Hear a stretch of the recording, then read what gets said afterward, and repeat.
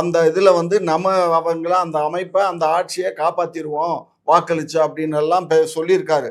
ஆகையினால விஜய் ஆட்சி அமைக்கிறது உறுதி. அவர் கண்டிப்பாக இந்த எங்கள் மதச்சார்பற்ற கூட்டணியினுடைய எம்எல்ஏக்களை வாங்கி அவர் ஆட்சி அமைப்பார். என்ன ஒரு நாள் நான் ஏற்கனவே இன்னைக்கு ஆட்சி அமைப்பாருன்னு சொன்னோம்.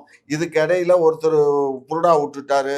மேல இடத்துல இருந்து ஒரு உத்தரவு, நீ போய் ஒரு பெட்டிஷனை கொடு, நீ போய் ஒரு பெட்டிஷனை கொடுன்னு சொல்லி அந்த அவர் ஒரு எம்எல்ஏ ஆமாம் டிடிவி தினகரன் போய் ஒரு பெட்டிஷனை அவரை நாங்கள் எங்கே கடத்தி கொண்டு வச்சுருக்கோம், அதில் ஒரிஜினலை காட்டு டூப்ளிகேட்டை காட்டு. நாங்கள் என்ன ஏப்பா அந்த ஆள் இங்கே எங்களோட கூட்டணியில் இருக்காருன்னு விஜய் சொன்னாரா? சொல்லவே இல்லை.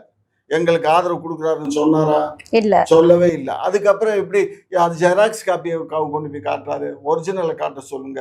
அதாவது பொய்யிலே பிறந்து பொய்யிலே வளர்ந்த அந்த அதிமுகவினுடைய